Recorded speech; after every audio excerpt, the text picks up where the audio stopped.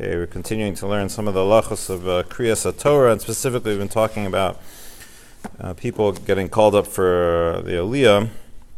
So before we talk about who's supposed to get an Aliyah, first we can talk about who's not supposed to get an Aliyah.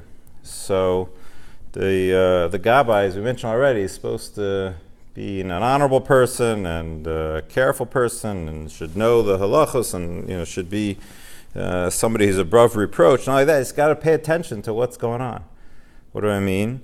The Mishnah Berurah says that if you're giving out aliyos to certain people, so first of all, you have to, if somebody is, you have to make sure not to cause them embarrassment or pain or whatever by giving out the aliyah. I mean, let's say you're giving out an aliyah and there's something in the in the Aliyah that's, let's say, it's talking about, a mum, it's a certain physical defect, that could be talking about in regards to the Kohen or other things, and that person happens to have that physical defect. So it's it's embarrassing to the person. Now, the truth is, in many places, nobody's paying attention and nobody knows the Hebrew or whatever. Okay, so, you're not going to embarrass anybody, you didn't lose anything, nobody knows what's going on anyway. But certainly in Eretz Yisrael and even other places where people are paying attention to the laning and they know what's going on. Hey, look who got called up for such and such an aliyah. Or if let's say that a certain type of aveira is being spoken about in that aliyah, and you happen to know that person is suspected or accused or once was involved in such an aveira. So again, that person's going to be up there. People are going to be, look at that. That's so the Gabbai's really got to be paying attention. Who's going to get which aliyah, and make sure not to embarrass the person. He's got to know everybody's backstory, and so it's a tough job.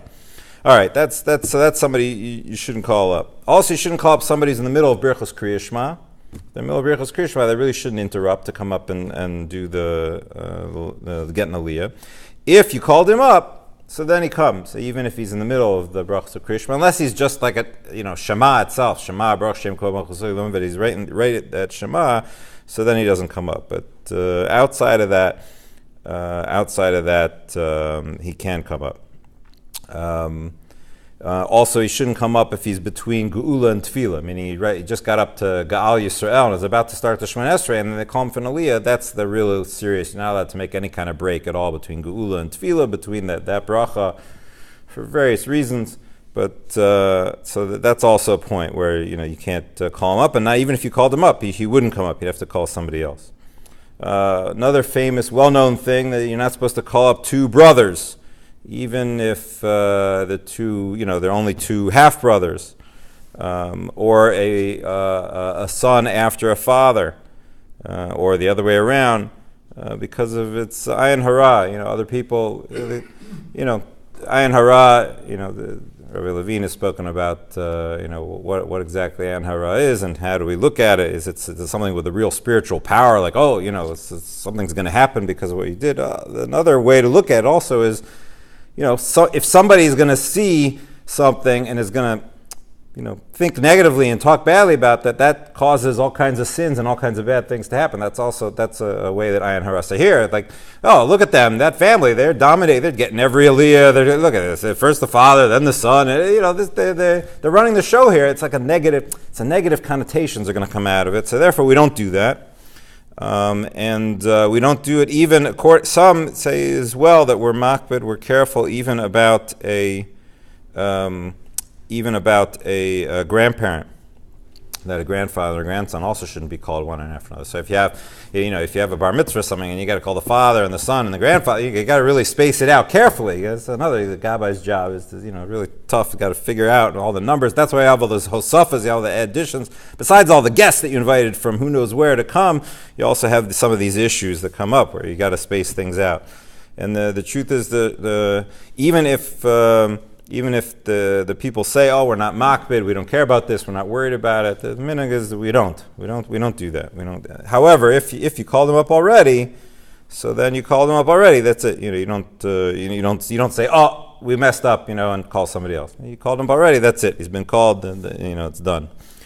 The truth is that this break, even if the break is, let's say, the father's going to get the 7th Aliyah on Shabbos, and the son's going to get Maftir. Now, that's also no good. Even though it's not one of the real 7 Aliyahs, the Maftir is sort of an extra added thing, nonetheless, it's not considered to be a break, unless it's like a Rosh Chodesh or a Yontiv or something where you have a second Torah.